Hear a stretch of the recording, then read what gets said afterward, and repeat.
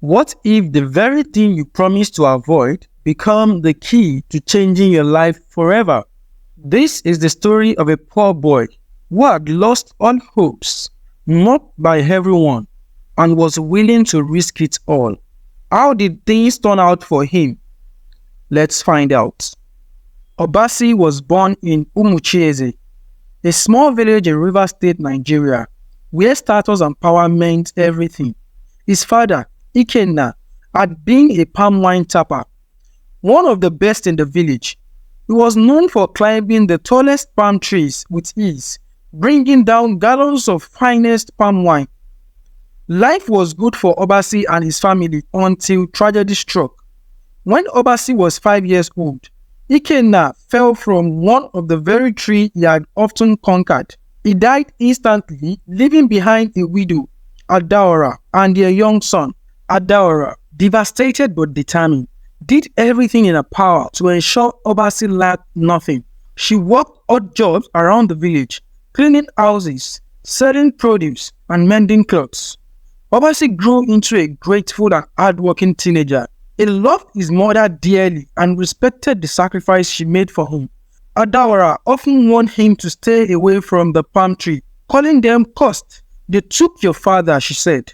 She would also tell him that they destroy pleasure and bring pain. "Promise me you will never climb them." Obasi, though tempted to join his friend in the palm wine trade, kept his promise to his mother. Every young man in the village aspired to be involved in the business because the demand for palm wine has skyrocketed. The nearby village paid a premium for it, and the wealth it brought was impossible to ignore. Yet, Obasi stayed away, bound by the promise he made to his mother after hearing the story about his father's death. Life was not easy for those outside the palm wine trade.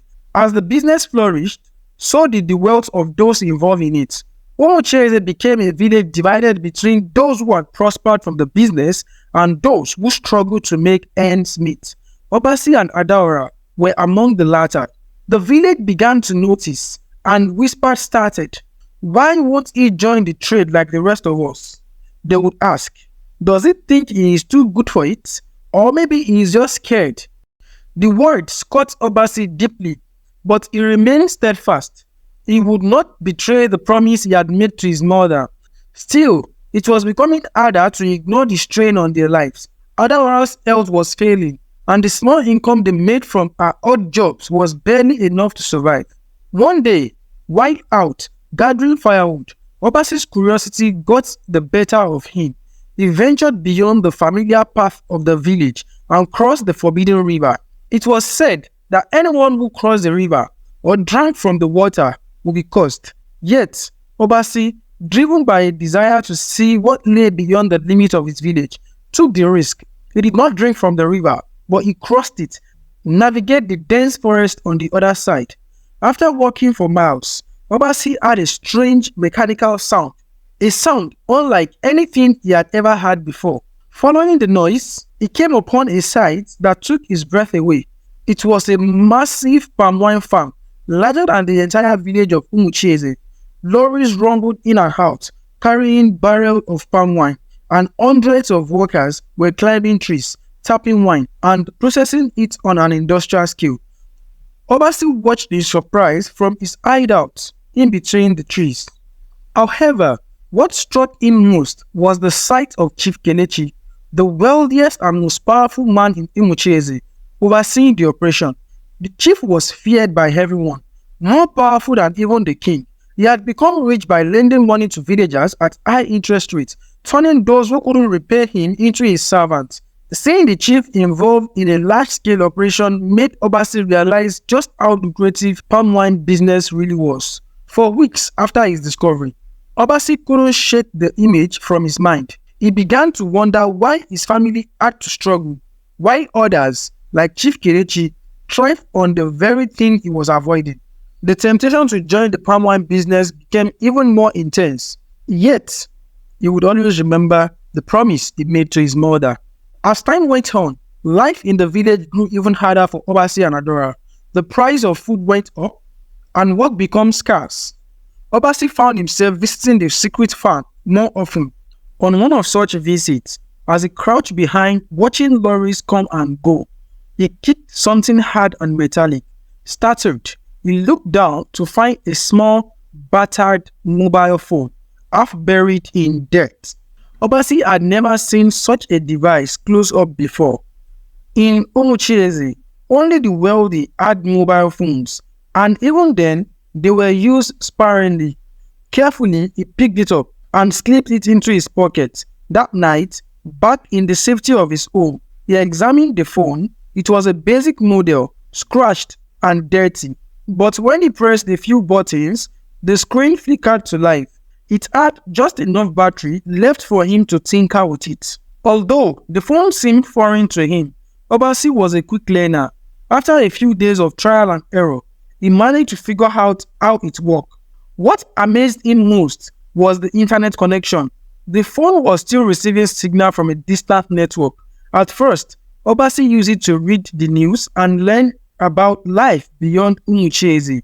But soon, he stumbled upon articles and videos about business and entrepreneurship. He was fascinated by stories of people who had started with nothing and built empire using little more than their wits and ambition. One article in particular caught his attention. It spoke about how palm wine had become a sought-after export product in international markets. It wasn't just a local drink. It had global potential. Obasi realized that Chief Kelechi wasn't just selling to the surrounding village. He was exporting palm wine to cities and even beyond.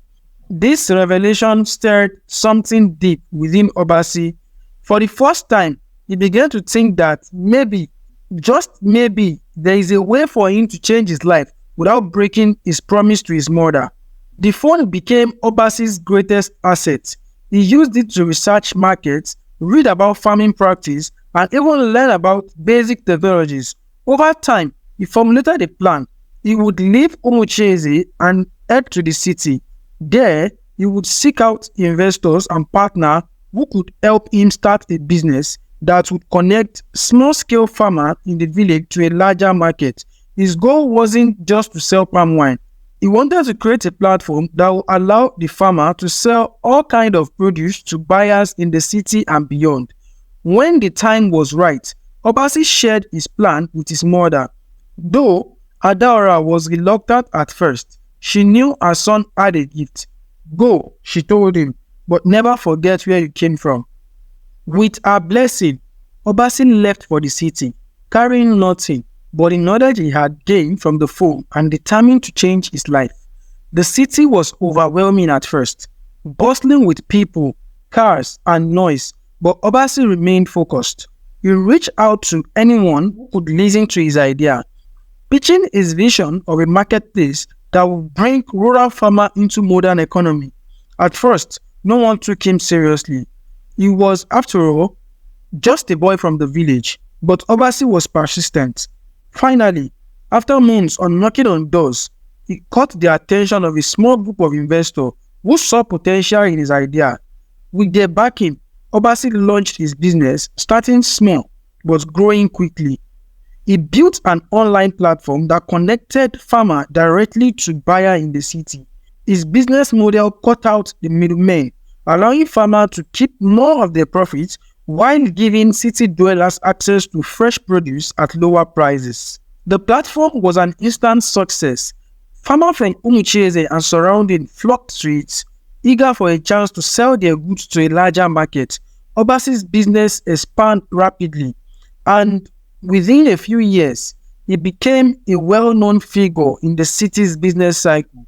His company diversified, moving beyond palm wine to include other agricultural produce, and soon, Obasi was managing one of the largest agricultural networks in the region.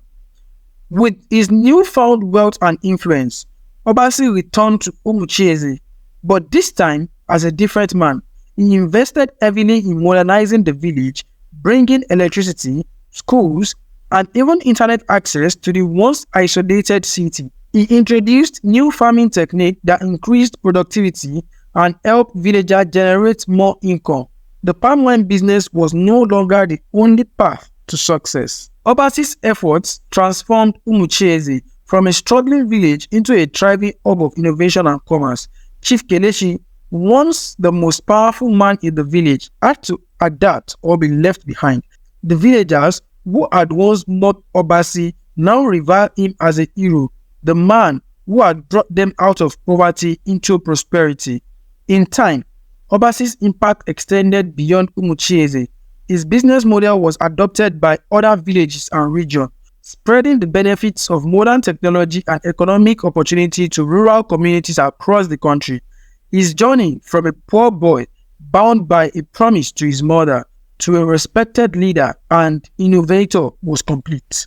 Obasi had fulfilled his promise, never climbing a palm tree, but instead he had climbed far higher, building an empire that would change the lives of generations to come.